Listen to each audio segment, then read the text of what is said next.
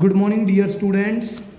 जैसा कि आपको पता है कि बेटा हमने पिछली क्लासेस में आप लोगों को वर्क डन अगेंस्ट ग्रेविटी के बारे में बताया था। किसके बारे में बेटा? Work done against gravity. क्या फॉर्मूला आया था dear students? W is equal to m into g into में क्या बेटा? H। m is the mass of the body, g is the acceleration due to gravity और h वो है जो बेसिकली एक पर्टिकुलर हाइट पर वो बॉडी पोजीशन टेक प्लेस करती है डियर स्टूडेंट्स। ठीक है। दूसरा था डियर स्टूडेंट्स, मैंने करा था कि अगर हम किसी बॉडी पर अगर हम फोर्स लगा रहे हैं F और वो बॉडी अगर कोई डिस्टेंस S ट्रेवल करती है और force dear students in the direction F is acting in the direction of the displacement, in the direction of क्या बेटा? डिस्प्लेसमेंट। तो क्या फॉर्मूला आया था बेटा हमारा वर्क डन का? W equal to F into में S आया था। तीसरा डियर स्टूडेंट्स मैंने आपको कराया था कि अगर मान लीजिए हम किसी बॉडी पर फोर्स ओब्लिकली एक्ट कर रहे हैं, ठीक है बेटा, और बॉडी के अंदर मोशन अगर इधर डायरेक्शन के अंदर है और एट एनी इंस्टेंट पर बॉडी ने कितनी डिस्टेंस ट्रेवल करी बेटा? ऐसे डिस्टेंस ट्रेवल करी। तो मैंने आपको बताया था कि इस फोर्स के दो कंपोनेंट होंगे बेटा। ये वाला कंपोनेंट कौन सा होगा बेटा? F साइन थीटा होता है और ये वाला जो कंपोनेंट जो है वो कौन सा था बेटा? F cos theta. और ये वाला एंगल क्या है बेटा? थीटा है। तो मैंने आपको बताया था W is equal to work done उसी फोर्स से होगा जो डिस्प्लेसमेंट की डायरेक्शन के क्या होगा बेटा? अलोंग। तो डिस्प्लेसमेंट की डायरेक्शन के अलोंग फोर्स का कौन सा कंपोनेंट है बेटा? F कॉस थीटा है। तो W is equal to F cos theta into में क्या बेटा? S। ये बताया था मैंने आप लोगों को। और एक चीज एक्चुअली में बेटा यहाँ पर क्रॉस नहीं आएगा, ये एक्चुअली में ये फॉर्मूला लिखा जाता है इस तरीके से, W is equal to F S cos theta. Theta जो वो फोर्स और डिस्प्लेसमेंट के बीच का एंगल है। और फोर्स कौन सी क्वांटिटी है? फोर्स एक बेटा वेक्टर क्वांटिटी है, ये भी मैंने आप लोगों को समझाया था। फोर्स कौन सी क्वांटिटी है? वेक्टर। और डिस्प्लेसमेंट भी कौन सी क्वांटिटी है बेटा? वेक्टर क्वांटिटी है। अगर दो वेक्टर क्वांटिटी के बीच में, टू वेक्टर्स क्वांटिटी के बीच में अगर dear students cosine of angle हो, कौन सा बेटा? कोसाइन ऑफ एंगल अगर उनके बीच में हो तो डियर स्टूडेंट्स उनका जो प्रोडक्ट जो होता है ना, जो प्रोडक्ट जो होता है डियर स्टूडेंट्स, उस प्रोडक्ट को हम बोलते हैं स्केलर प्रोडक्ट बोलते हैं। स्केलर प्रोडक्ट बोल सकते हैं या इसको हम बोल सकते हैं बेटा डॉट प्रोडक्ट बोलते हैं फिजिक्स में। ठीक है। तो देखो W work done is equal to F vector, मैंने क्या होता डॉट प्रोडक्ट, डॉट लगाऊँ यहाँ पर। फोर्स एक वेक्टर क्वांटिटी, डिस्प्लेसमेंट भी एक वेक्टर क्वांटिटी। तो इन फोर्स वेक्टर डॉट में डिस्प्लेसमेंट वेक्टर, ये जो प्रोडक्ट है ना डियर स्टूडेंट, जो डॉट प्रोडक्ट जो निकल के आया है, इनका जो प्रोडक्ट जो आएगा वो W के बराबर होगा। और कौन सा प्रोडक्ट होगा बेटा? वो स्केलर प्रोडक्ट होगा। कौन सा प्रोडक्ट होगा बेटा?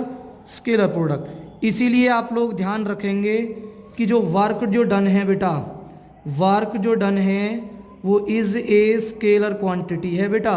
कौन सी क्वांटिटी है? Scalar quantity. तो ये मैंने आपको पिछली क्लासेस में बताया था। अब मैं आप लोगों को नेचर ऑफ वर्क के बारे में डिस्कशन करूंगा आज आपके साथ में। किसके बारे में बेटा? Nature of work done. Nature of work done. क्यों डियर स्टूडेंट्स? इसलिए करूंगा क्योंकि जो फोर्स है वो भी एक वेक्टर क्वांटिटी है और डिस्प्लेसमेंट भी क्या बेटा? एक वेक्टर क्वांटिटी है बेटा।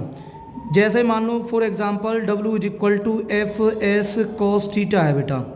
ठीक है। मैंने बताया था कॉस 0 डिग्री की वैल्यू क्या होती है बेटा? 1 होती है। ठीक है, लिखवा रखी है मैंने आप लोगों को नोटबुक में, टेबल उस दिन बताई थी। अब जैसे मान लो कि ये फोर्स है F और ये इधर डायरेक्शन में डिस्प्लेसमेंट प्रोड्यूस हो रही है बेटा क्या? S। तो इनके बीच का एंगल कितना बेटा? थीटा एंगल कितना है इनके बीच का? 0 डिग्री। कॉस 0 की वैल्यू 1, तो वर्क डन क्या आ गया बेटा? एफ एस कॉस 0 डिग्री, ये 1 हो गया, तो क्या आ गया बेटा हमारे पास में? F S. तो ये वर्क डन कैसा है डियर स्टूडेंट्स? नेचर में, नेचर वाइज अगर वर्क डन दे दें तो ये कैसा वर्क डन है बेटा? पॉजिटिव वर्क डन है। कौन सा वर्क डन है? Positive work done. ठीक है, ठीक है बेटा। या अगर एंगल, अगर डियर स्टूडेंट्स अगर हमारा एंगल 90 डिग्री से अगर लेस देन है तो ध्यान रखना उस कंडीशन के अंदर जो वर्क डन जो होगा बेटा वो कैसा होगा? पॉजिटिव वर्क डन होगा। और आई थिंक अगर एंगल लेस देन 90 डिग्री है तो उस एंगल को हम डियर स्टूडेंट्स क्या बोलते हैं, एक्यूट एंगल बोलते हैं। क्या बोलते हैं, एक्यूट। ठीक है ना बेटा। तो अगर एक्यूट एंगल होता है तो डियर स्टूडेंट्स कॉस की जो वैल्यू जो होती है ना, अगर हमारा थीटा अगर लेस देन 90 डिग्री है तो डियर स्टूडेंट्स जो कॉस जो थीटा जो देता है ना वो कैसी वैल्यू देता है बेटा, पॉजिटिव वैल्यू देता है। इसलिए जो नेचर जो होती है वो वर्क डन की कैसी होती है बेटा, पॉजिटिव वर्क डन होता है। क्या होता है, पॉजिटिव वर्क डन। ठीक है, अब मैं इसके आपको एग्जांपल्स कराता हूँ। ठीक है बेटा, एग्जांपल्स क्या हैं, पॉजिटिव वर्क डन का क्या एग्जांपल हो सकता है बेटा। ठीक है, example of positive work done, example of positive work done. एक चीज़ ध्यान रखना अपने दिमाग में, ये चीज़ ध्यान रखना कि एफ अगर अलोंग है, if F along S vector के है तो इस चीज़ को आप ध्यान रखना हमेशा, उसके द्वारा वर्क डन कैसा होगा बेटा, पॉजिटिव होगा। ठीक है, या एक्यूट एंगल। जैसे मैं मान लो मैं बात करता हूँ कि मान लो मैं किसी बॉडी को किसी हाइट से ड्रॉप करता हूँ। ठीक है बेटा, ठीक है, तो इस बॉडी का मास m है, तो अर्थ की जो फोर्स ऑफ जो ग्रेविटी जो रहेगी डियर स्टूडेंट्स इस बॉडी के अंदर क्या प्रोड्यूस करेगी बेटा, एक्सीलरेशन प्रोड्यूस होगा इस बॉडी के अंदर, जिसको हम क्या बोलते हैं बेटा, g। इसका मतलब W इज इक्वल टू क्या होता है, m इंटू में g, जिसे हम क्या बोलते हैं बेटा, वेट ऑफ द बॉडी। क्या बोलते हैं, वेट ऑफ द बॉडी। और वो वेट ऑफ द बॉडी जो रहती है बेटा हमेशा वर्टिकली किस में लगती है, वर्टिकली डाउनवर्ड डायरेक्शन में एक्ट होती है, डाउनवर्ड डायरेक्शन के अंदर। ठीक है बेटा। अब देखो अगर मैं किसी बॉडी को किसी हाइट से अगर मैं ड्रॉप कर रहा हूँ, ठीक है बेटा, तो ग्रेविटी जो मतलब जो फोर्स ऑफ जो ग्रेविटी है, फोर्स ऑफ ग्रेविटी, या हम ये बोल सकते हैं डियर स्टूडेंट्स जो बॉडी की जो वेट ऑफ जो बॉडी है, वेट ऑफ जो बॉडी है वो कैसी डायरेक्शन में एक्ट करेगी बेटा, वर्टिकली डाउनवर्ड डायरेक्शन में एक्ट करेगी। तो डिस्प्लेसमेंट भी तो उसी डायरेक्शन में होगी ना बेटा। ठीक है बेटा, तो डिस्प्लेसमेंट भी इसी डायरेक्शन के अंदर प्रोड्यूस होगी। और अभी मैंने बताया कि अगर वेट ऑफ द बॉडी, अगर weight of the body displacement की डायरेक्शन के अलोंग है तो बेटा वहाँ पर जो वर्क डन जो होता है वो कैसा होता है, पॉजिटिव है। ठीक है, तो ध्यान रखना when a body is free fall, ठीक है बेटा, फ्रॉम ए हाइट, तो वर्क डन जो होगा ना, वर्क डन बाय द किसके द्वारा बेटा, फोर्स ऑफ ग्रेविटी के द्वारा, या हम ये बोल सकते हैं किसके द्वारा बेटा, वेट ऑफ बॉडी के द्वारा, वेट ऑफ बॉडी के द्वारा। इस कैसा होगा बेटा, पॉजिटिव होगा। इस चीज़ को ध्यान रखें अपने मन में। ठीक है बेटा। दूसरा और भी एग्जांपल्स हो सकते हैं डियर स्टूडेंट्स, जैसे मान लो कि ये हमारे पास में एक मैग्नेट है बेटा। ठीक है बेटा, ये मैग्नेट का नॉर्थ पोल है और ये अनदर मैग्नेट है जो इसका ये वाला कौन सा बेटा, साउथ पोल है। ये मैग्नेट M1 मान ली और ये मैग्नेट क्या मान लिया बेटा मैंने, M2। अगर मान लो मैं इस मैग्नेट को और इस मैग्नेट का अगर मैं टूवर्ड्स मोशन कराता हूँ इधर डायरेक्शन के अंदर, अगर इन दोनों को मैं ब्रिंग कर रहा हूँ, bring with each other, bring to with each other, अगर मैं इनको दोनों को क्लोज लेकर के आ रहा हूँ, क्लोज टू ईच अदर बोल सकता हूँ मैं, क्लोज टू ईच अदर। ठीक है बेटा। और ये आप लोगों ने 8th क्लास में ही पढ़ा है कि अगर एक मैग्नेट का नॉर्थ और दूसरी मैग्नेट का साउथ है तो बेटा वो क्या करेंगे बेटा, अट्रैक्ट करेंगे। क्या करेंगे, अट्रैक्ट करेंगे। अट्रैक्टिव फोर्स भी इधर डायरेक्शन के अंदर लगेगा और डियर स्टूडेंट डिस्प्लेसमेंट भी उधर डायरेक्शन के अंदर है।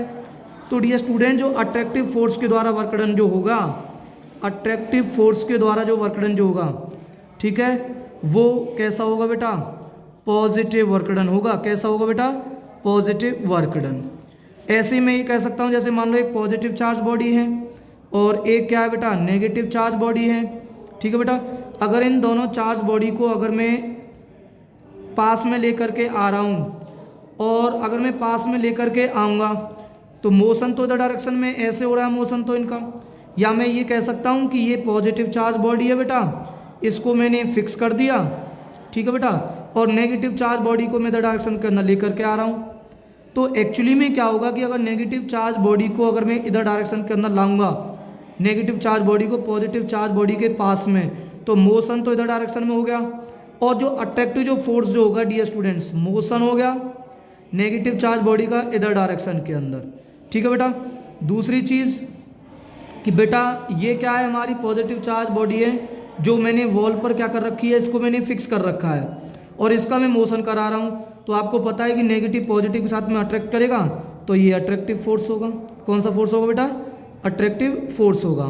तो वर्क डन कैसा होगा डियर स्टूडेंट्स? कैसा होगा बेटा? पॉजिटिव वर्क डन होगा। कौन सा वर्क डन होगा बेटा? पॉजिटिव। ठीक है, क्योंकि मैंने आपको बताया है कि मैंने आपको ये बताया था कि वर्क डन मतलब अगर फोर्स अगर अलोंग होता है डिस्प्लेसमेंट के, अगर फोर्स मोशन की डायरेक्शन के अलोंग अगर लग रहा है ना बेटा, तो हमेशा जो वर्क डन है ना वो कैसा होगा? पॉजिटिव होगा। कैसा होगा बेटा? पॉजिटिव। ठीक है, और भी बहुत सारे एग्जांपल्स हैं। ठीक है, जैसे मान लो कि ये कोई गैस सिलेंडर है। ठीक है बेटा, अब ये यहाँ पर एक पिस्टन लगा हुआ है। ठीक है बेटा, अगर मैं इसके अंदर बहुत सारी अगर मैं गैस फिल करूँगा तो गैसेस जो रहेंगी बेटा क्या करेंगी बेटा? प्रेशर एग्जर्ट करेंगी। ठीक है, तो गैस जब प्रेशर एग्जर्ट करेंगी इस वाली नोब पर, ठीक है बेटा, तो ये जो पिस्टन जो लगा हुआ है जो यहाँ पर, इसको रिमूव करेंगी। तो बेसिकली क्या होगा, जब गैस जब रिलीज होती है सिलेंडर से, तो वहाँ पर गैसेस के द्वारा जो प्रेशर जो एग्जर्ट जो होता है, वहाँ पर भी जो वर्क डन है वो भी कैसा होगा बेटा? वहाँ पर पॉजिटिव वर्क डन होगा। या जैसे मान सकते हैं कि जैसे हम ये बैलून है बेटा, ठीक है, अगर इसके अंदर अगर हम कोई एयर फिल करेंगे, एयर अगर मैं फिल कर रहा हूँ इसके अंदर, तो बैलून का जो साइज जो होगा डियर स्टूडेंट्स वो क्या होता चला जाएगा बेटा? इंक्रीज होता चला जाएगा। ठीक है, तो प्रेशर बढ़ता जा रहा है। ठीक है बेटा, प्रेशर बढ़ता जा रहा है और बैलून भी इन्फ्लेट होता जा रहा है, फूलने लग रहा है। तो डियर स्टूडेंट जब प्रेशर जब एग्जर्ट जब होगा, ठीक है बेटा, इस बैलून की इनर वॉल पर, तो उसके द्वारा जो वर्क डन जो होगा ना डियर स्टूडेंट्स वो कैसा होगा बेटा? पॉजिटिव होगा, क्योंकि गैस जो रहेंगी वो इस वॉल पर क्या लगाएंगी बेटा? फोर्स लगाएंगी। तो ये बैलून जो क्या होने लगेगा बेटा? एक्सपेंड होने लगेगा, मतलब इसका जो साइज़ है उसकी जो शेप है वो चेंज हो जाएगी, इसकी वॉल्यूम इंक्रीज हो जाएगी बेटा। ठीक है, ठीक है, तो यहाँ पर वर्क डन भी कैसा होगा बेटा? पॉजिटिव होगा। ठीक है, अब मैं एक थोड़ा सा आपको हिंट दे देता हूँ किसके वर्क डन का बेटा? नेगेटिव वर्क डन का। किसका बेटा? नेगेटिव वर्क डन का। जैसे मान लो W इज इक्वल टू क्या बेटा हमारे पास में? एफ एस कॉस थीटा है, और मान लो कि बॉडी, ये कोई बॉडी है, ठीक है बेटा, और बॉडी के अंदर डिस्प्लेसमेंट इधर की तरफ हो रही है बेटा, डिस्प्लेसमेंट इधर है और कोई फोर्स इधर एक्ट कर रहा है। अब करें सर ऐसे कैसे हो सकता है बेटा? होता है, जैसे मैं बात करूं किसकी?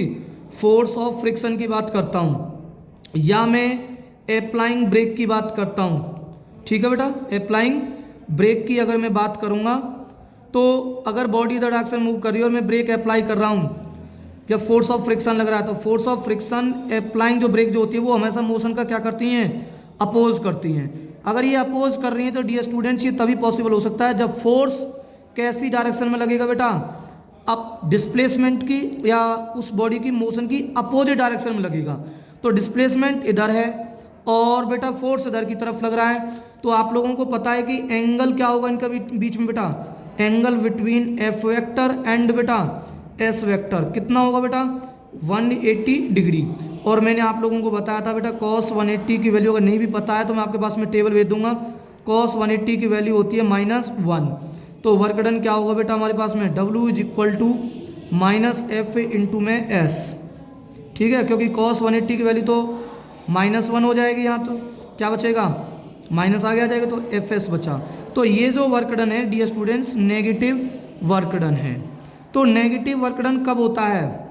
when force is acting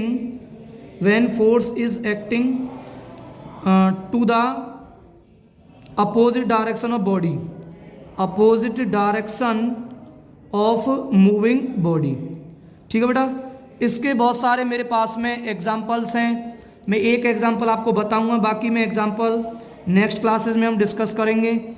जैसे मैं उसी एग्जांपल को लेता हूँ, जैसे मान लो कि इस बॉडी को अगर मैं वर्टिकल या अपवर्ड डायरेक्शन में अगर लिफ्ट करना चाहता हूँ, तो मैंने लिफ्ट करा इस बॉडी को वर्टिकली, किस में बेटा, अपवर्ड डायरेक्शन के अंदर।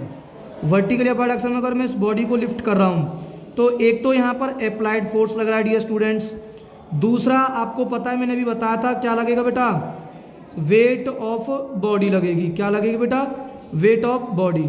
देखो अगर मैं डिस्प्लेसमेंट को देखूं, तो अगर मैं बॉडी को इधर डायरेक्शन में अगर मैं डिस्प्लेस कर रहा हूं ना बेटा, अगर मैं इधर डायरेक्शन में इस बॉडी को अगर मैं डिस्प्लेस कर रहा हूं और अप्लाइड फोर्स भी इधर डायरेक्शन के अंदर है, तो कौन सा फोर्स डिस्प्लेसमेंट की डायरेक्शन के अलोंग लग रहा है बेटा, अप्लाइड फोर्स लग रहा। तो अप्लाइड फोर्स इज अलोंग किसके बेटा, एस के। तो वर्क डन तो होगा इसके द्वारा पॉजिटिव। अब देखो डिस्प्लेसमेंट तो इधर डायरेक्शन के अंदर प्रोड्यूस हो रही है, ठीक है बेटा, डायरेक्शन तो इधर होगी डिस्प्लेसमेंट की, क्योंकि बॉडी का मोशन इधर डायरेक्शन के अंदर है। दूसरी चीज बेटा, वेट ऑफ द बॉडी लग रही है इधर डायरेक्शन के अंदर। तो इनके बीच में क्या हो गया, एंगल कितने डिग्री का हो गया, 180 डिग्री का। मतलब फोर्स ऑफ ग्रेविटी या वेट ऑफ द बॉडी, उनके बीच में जो एंगल जो होगा, और किसके बीच में बेटा, direction of displacement, direction of displacement, इनके बीच में एंगल क्या है, 180 डिग्री का है। और अभी मैंने बताया था 180 डिग्री का एंगल होगा तो वर्क डन कैसा होगा, नेगेटिव। या याद रखें कि बेटा अगर when force is acting opposite direction of moving body, तो वर्क डन नेगेटिव ही है, क्योंकि देखो फोर्स ऑफ ग्रेविटी तो नीचे की तरफ लग रही है, और मोशन में करा रहा हूँ वर्टिकली अपवार्ड डायरेक्शन के अंदर। किस डायरेक्शन में करा रहा हूँ, वर्टिकली अपवार्ड में, तो अपोजिट हो गया ना, ठीक है, अपोजिट हो गया। तो ध्यान रखना वर्क डन कैसा होगा, नेगेटिव होगा। तो आपको यही आप लोगों को बेटा आज ये टॉपिक तैयार करने हैं, ठीक है। Thank you.